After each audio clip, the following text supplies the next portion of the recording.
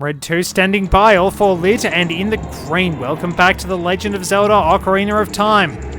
In the previous episode, we kind of embarrassed ourselves at horseback archery. I screwed up a song. We proved that the Iron Boots are the ultimate stealth tool, and we've made it into the Shadow Temple, where I've been playing the music for you.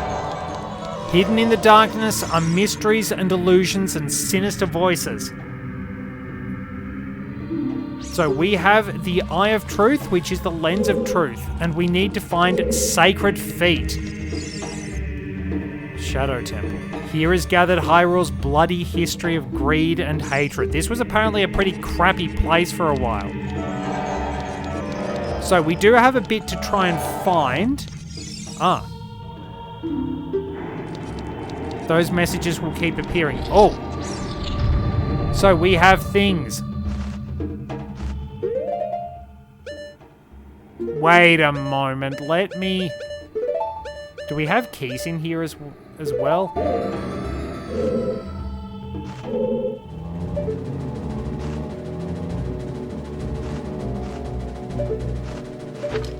We do have keys, and I can take them out with a well-placed long shot. But yes, I decided it would be time to play the music, because we hadn't actually done that when I wound up going through the bottom of the well. But it's interesting that Redeads will actually wind up responding to the movement speed of you drawing your sword, and that magic jar is still floating in midair. That's actually pretty cool. But you can stealth your way around them. So everything I've spoken about as far as themes and structure goes applies to this area, as well as I slightly hate myself for doing that. I'm trying not to say as well a lot, but basically the bottom of the well and the Shadow Temple are interconnected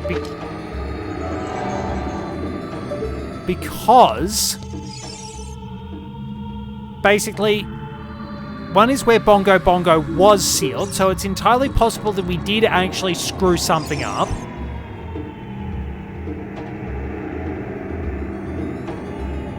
Fortunately, we can see the way forward. But we do have a bit to do as far as actually finding everything goes. We pick up most things pretty early on, really. I don't know if that's Impa telling us what we need to do, but it's getting a little annoying. You can sort of get an idea.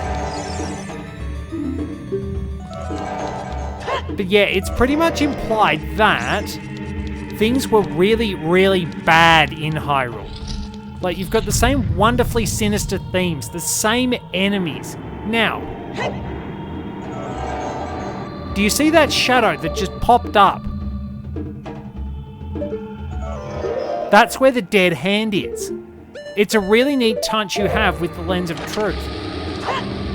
Lob a bomb, and you will be able to draw a dead hand out without getting grabbed.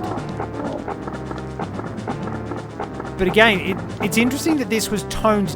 This thing was actually toned down in some of the re-releases. It's less monstrous. It's less like obviously gruesome. But I like that I do kind of like that gruesome touch, because it just adds to the sense of horror with this place. It's this is very, very clearly somewhere that speaks to a terrifying past of vicious and bloody warfare. And I mean bloody in the sense of lots of bloodshed.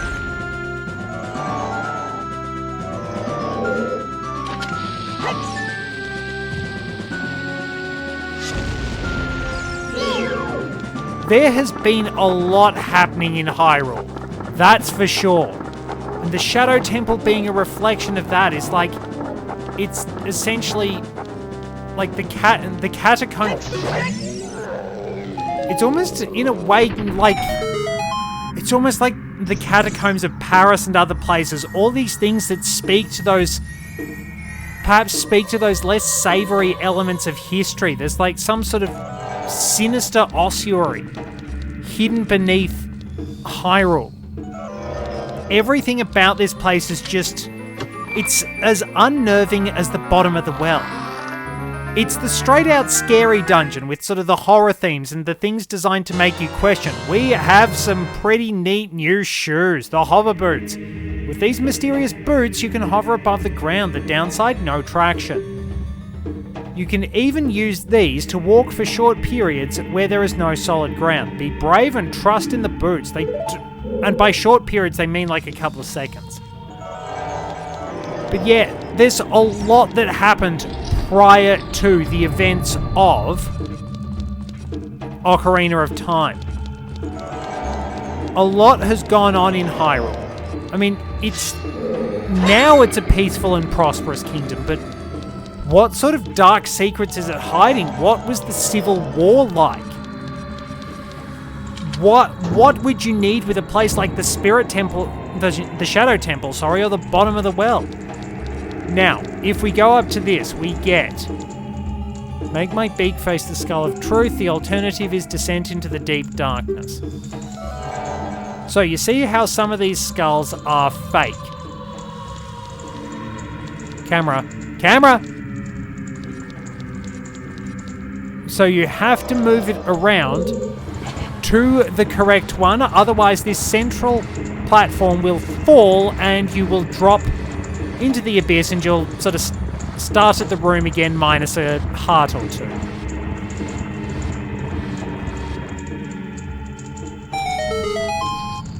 So there we are. Now we need our hover boots to run over there. We'll be switching these around quite a bit. So yeah, you only get a few steps, and you do slide a lot, so it's probably better to keep your regular boots on unless you need the hover boots. They're a cool idea, but I just don't think they're executed particularly well. Like, you needed a bit more traction. Well, not traction, duration. Some BMOS are a little bit more durable, by the way. But it just feels like they're not quite as good as they could have been. They've never returned. The iron boots have. Now we need a key for that. This is one possible pathway. Silver rupee collecting. We can probably do with the money in all fairness.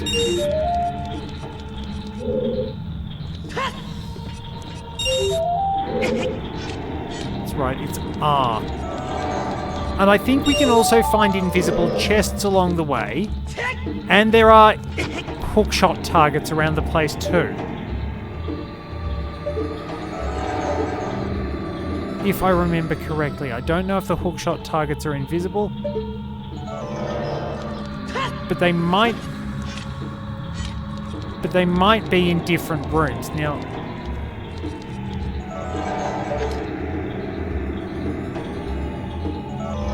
oh no, that's not invisible. Okay, I always assumed that some of the hookshot targets were invisible.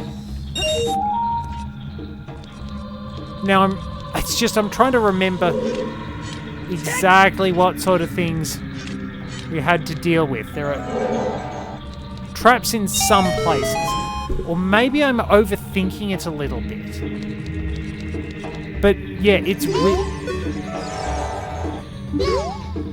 Alright, so this time I want to talk to you. This wall, it's saying something. It says, if you want to see a ferry to the other world, come here. So the floor is...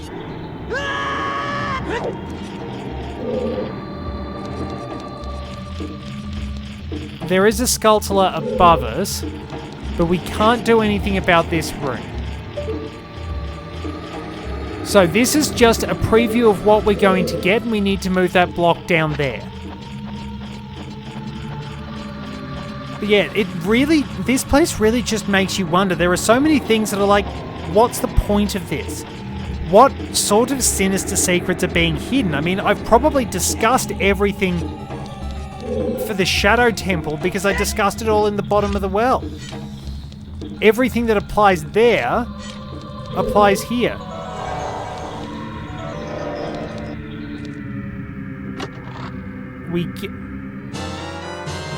Well, there's our first key. Now there's more we can do and more we can search out.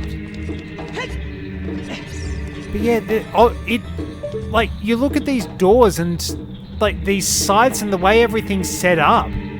It's like, very clearly, people were chained up here. This thing I wonder, is the Shadow Temple and the bottom of the well being connected? What sort of prison and torture setups did they have? What do we got here? Gibdos.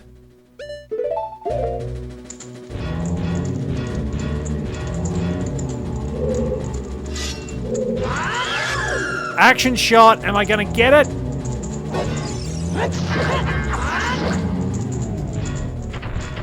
Not with the jump attack. But I can stomp around slowly to this one, which hasn't hurt anything because we weren't in its range. And take it out in one shot to... Is this the compass? Yeah, this is the compass. So we'll be able to see where everything is. Let me get my boots off. Much better. Much, much better. So yeah, it just sort of makes you wonder, especially with the way everything's set up. The background just being piles and piles and piles of bones. Is this just... How have we done in the dungeon? I haven't missed anything? No. The Shadow Temple is pretty linear in some senses. There are lots of chests in the bottom of the dungeon. But... we'll be able to explore things in good time. It's a pretty straightforward descent. You really are descending somewhere terrible. It's almost like you're going into the hellish depths of the dungeon with skulltulas that pop out of the roof. And here's the thing, they're just not invisible. They just hide in the roof. Like, you see, there's no nook in the roof. They just drop out of the roof.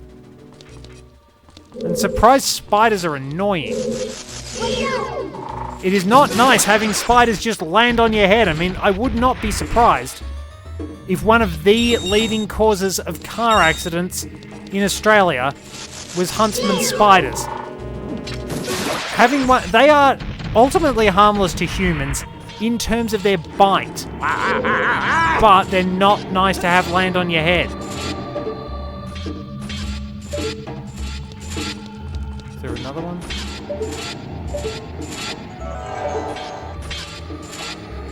Oh, you can see it there. Can I? No. Like, that's solid roof. Why do you get to clip through things, but I don't? At least not without getting punished for it. I can't cheat.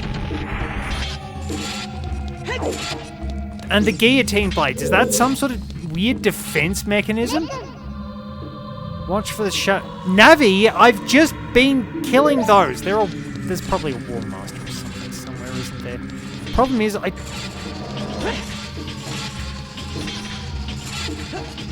was going to say, I don't think I'd actually ever encountered a Wall Master in that particular area.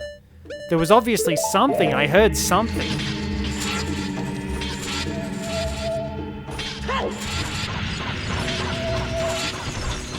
Hello, Stalfos.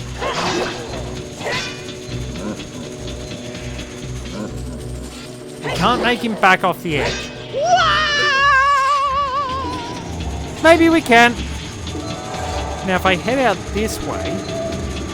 Oh, that's really weird. So if we do head out this way, we wind up actually getting on the path to another gold Skulltula. I didn't realize you actually could push the Stalfos off the edge. It's just punt into the abyss you go. More accurately, I should probably yell to the abyss with you like Noir. Oh yes, invisible scythes. What is the purpose of that? Are there invisible keys?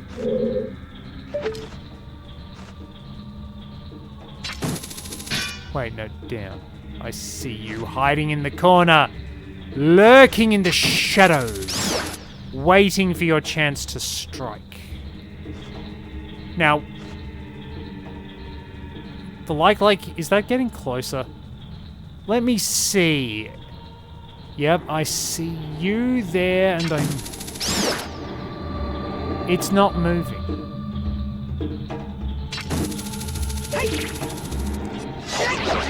So we'll take care of that, and we'll harvest the money from it.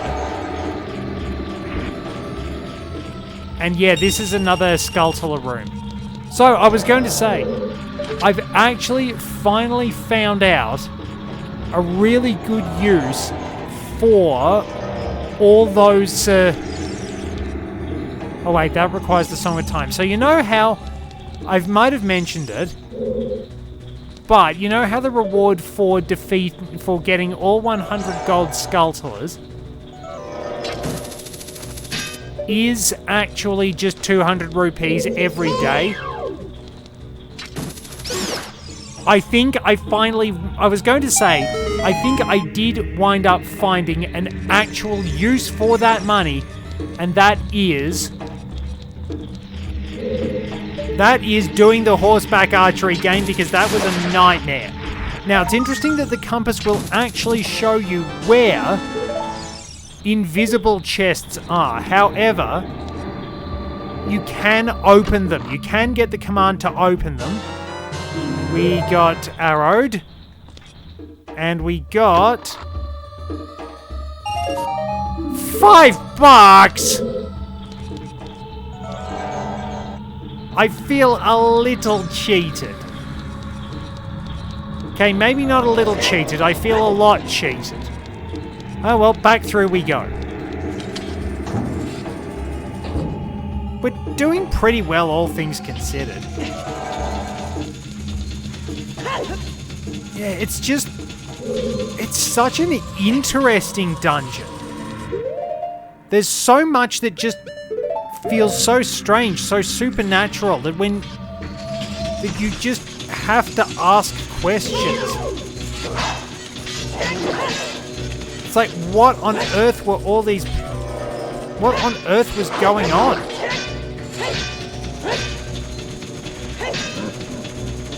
Wait, why do you get to do that?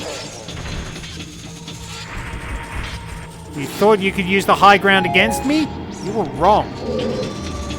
In all fairness, having the high ground is not... Oh, I didn't think I was going to make that. I didn't think I was going to make that. Oh, yeah, put the brakes on. So yeah, having the high ground is not always advantageous in a real fight, because the problem is... it depends on the type of fight. Like, if it's a gun battle, then actually having the high ground is pretty useful, because you can make much better use of cover and things like that. But if it's a sword fight, you're actually at a disadvantage, because you have to attack down a lot more, and your opponent can just, like, nibble at your legs. Also, here's an interesting point. So you see those two blade traps. Oh, now, let me just observe something. So they are essentially making the same number of revolutions per second. But the one on the outside appears to be going faster due to the way centrifugal motion works. Now, please, let me do this much. I've got to actually do this. After years of playing this game, of not knowing.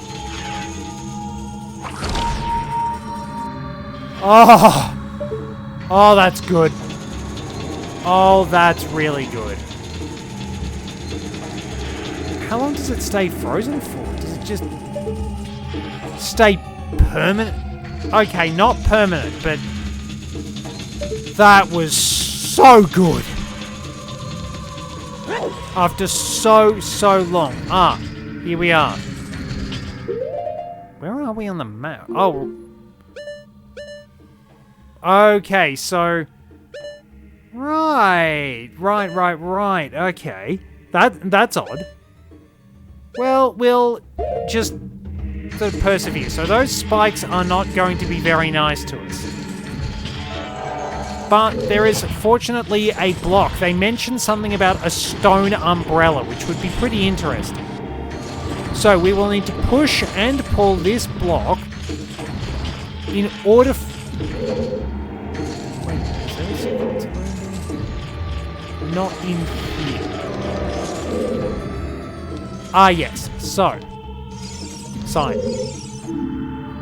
Only one with the Eye of Truth will find the stone umbrella that protects against the rain of blades. They really, really do make things sort of fairly edgy. I mean, I suppose it comes with sort of being the standard supernatural scary things dungeon. It's just all written in this slightly mysterious and flowery manner that's like... It's almost like the emo kid wrote it.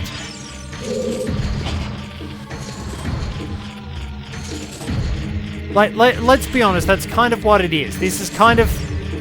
The emo kid wrote this stuff. Which I think is kind of amusing, because I play, as I've probably mentioned, in Cardfight Vanguard, Zorga is my main deck. There's a lot of really cool stuff that the deck does. But the way the orders are, the naming conventions of the deck's key orders. You've got things from early on, like grief, despair, and rejection, which kind of sums up my dating life. You've got things like whales melt in the sound of rain, spiritual body condensation, regurgitation from the underworld, gather upon me, ye wandering souls, and stuff like fill the skies, O brand of corpses, one of the most recent ones, and it's just like, did the emo kid at school write this? Seriously? And then you've got all the stuff, all the orders from, say, Tamiyura's deck, which just feel like Japanese poetry. Which is probably very fitting with her aesthetic. But it's just so funny seeing all that stuff. That just seems like so stereotypically edgy. Zorga is indeed connected with rain. It is noted that wherever he travels, the weather tends to be a lot more rainy. There's always good steady rain that accompanies his pirate ship. Interestingly, he does have an odd friendship with the very, very sunny Hendrina, who's associated with sunflowers. To the point that she actually tries to look for him when he goes missing. Alright, here's one chest, which I'm pretty sure we've got to get a key in here. $5, so the key is probably over the other side. There it is.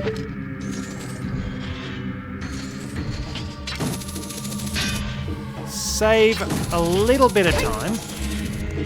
Or maybe not. And now we've got our key. And we can proceed. Yeah, it's such a strange place. It gets you wondering just what on earth... Can I freeze the boss?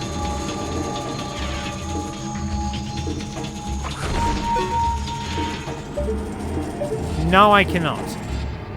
It does have to be bombs. It was worth a shot, though.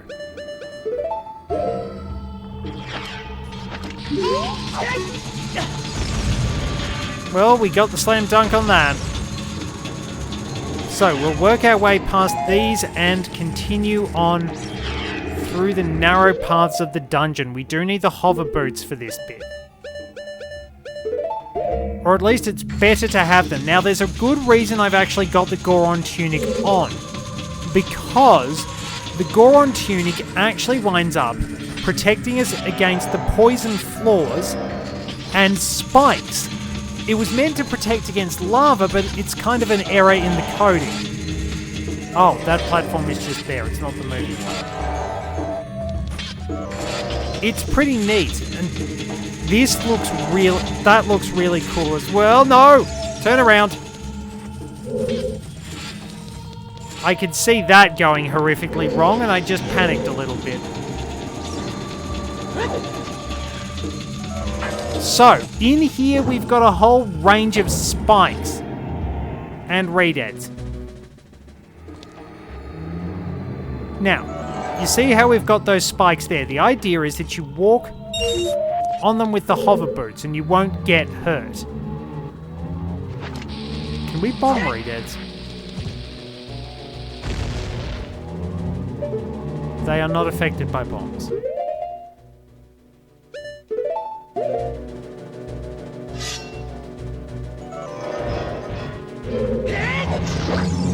But they are affected by that.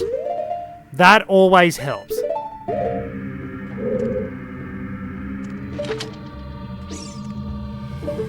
Now, how do we get this one? Oh, I think we need a long shot target for that.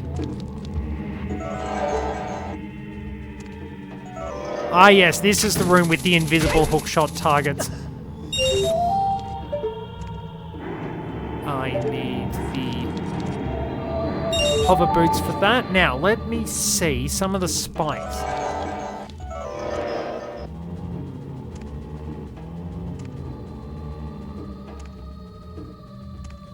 So, we're just... Okay, so we did take damage.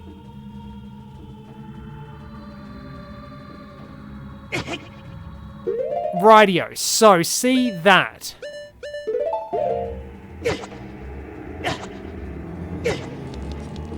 So, yeah, I had to put Link in a bit of pain, but it kind of proves what I was trying to say. That just straight up, the Goron tunic protects you against all kinds of damaging floors. It's really useful.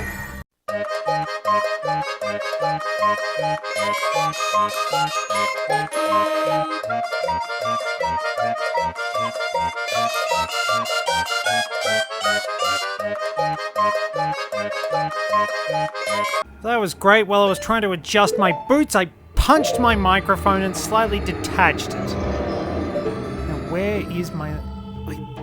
there is my last silver rupee. That's good.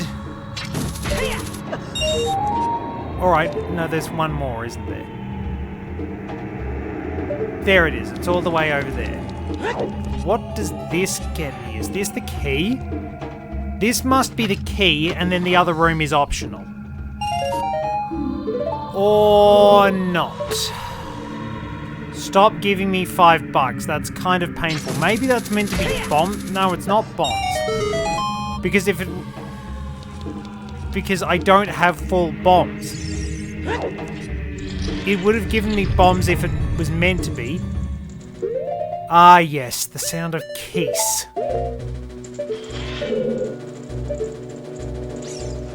Where are they? Damn. Two of them. Can I leave my...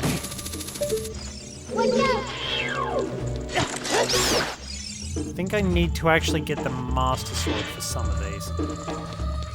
But we basically have to play bomb skitballing here.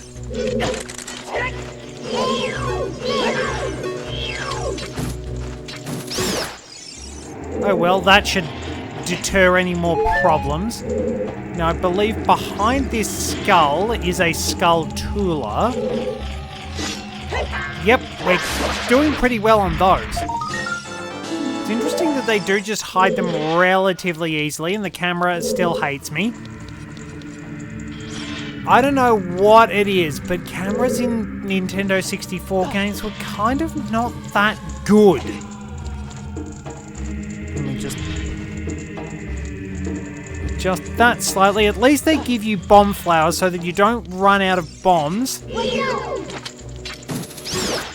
If you're a really, really bad throw. Now, one more. Kablamo!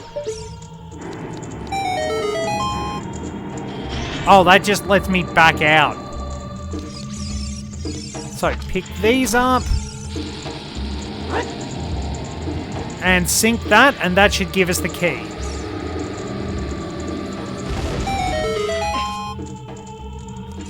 There it is. Very nice. It's interesting that all of them look absolutely the same. And yet... Now, there is a... Now, there is a turn. Is it about there? Right in between. So, about that mark there... That'll get us into the next part of the dungeon.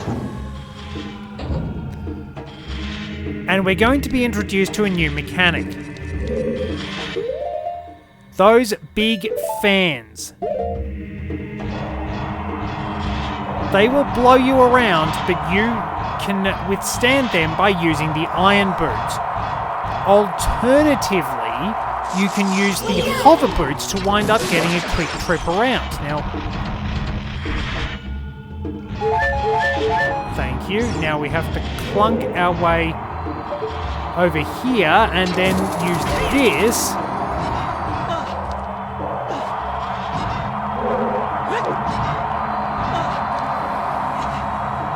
So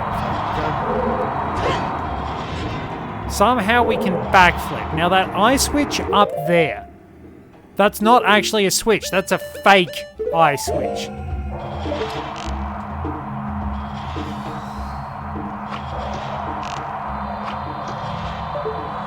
So it's only apparently only vulnerable while it's open.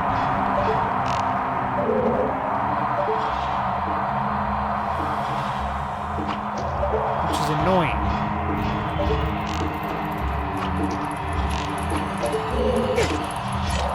Shield's really slow. If you don't mind.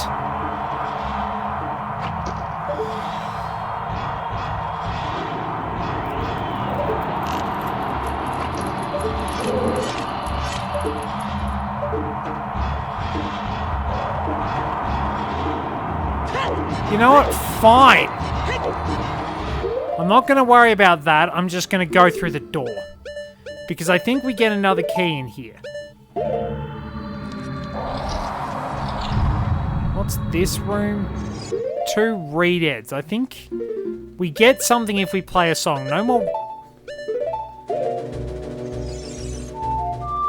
I think you get one of the fairies in this room, but yeah, it's really interesting that they just throw in all those random traps. Oh, you do get a big fairy with the sun song. That restores everything, and that lets us back out. Is this a dummy? So this... Oh, no, wait, hang on. It's invisible. Interesting.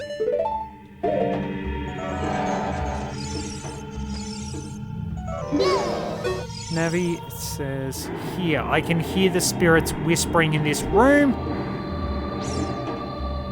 Those who have sacred feet should let the wind guide them. Then they will be led to the hidden path. Okay, that's interesting.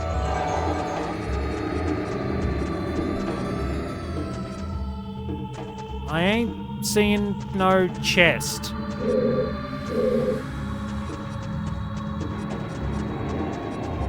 Oh, there it is. Blending in very well. Blending in very, very well. Alright, maybe it's not a locked door. I genuinely thought there was a key in this room, but it's just a recharge.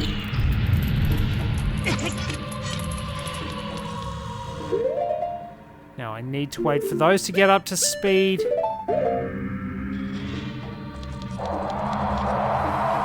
And zip across there using the wind. See, this is actually getting into some interesting uses.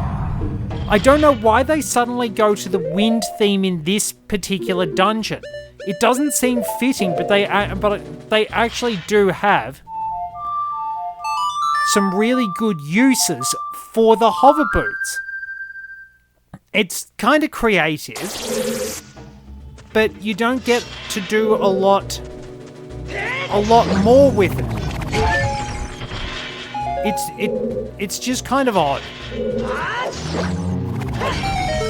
That's pretty much all I can say. It's just odd, but it's still pretty cool anyway. Because actually, being able to use the hover boots for a longer duration would have been really nice. Ah yes, we have to wind up bombing that bit in the corner, I believe. Using the hover boots for a longer duration would have been nice. Because they're almost... like, the iron boots are very integral to the game, but the hover boots just sort of feel like they're almost there in a sense. That they're useful, but they don't really have... well, no, I suppose they do have some uses. They're not bad, it's just because they're a late game item, they don't really have a lot of uses.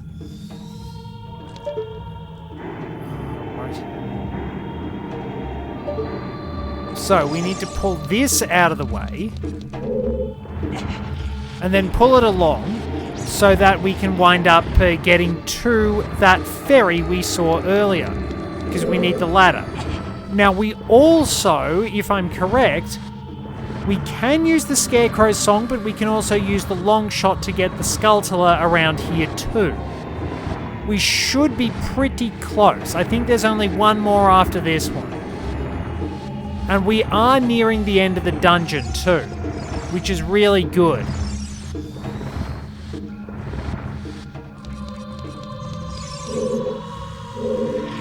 I'm really not sure exactly how much time has elapsed because I wound up panicking a little bit when I ended up accidentally switching off my microphone because it decided it disconnected after I bumped it.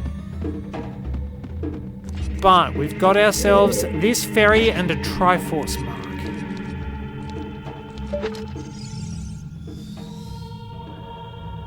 So we can play the Scarecrow's song, but the long shot gives us enough reach if we aim it right. There are other goodies, so maybe if I do play the Scarecrow's song, let me actually see what's up there.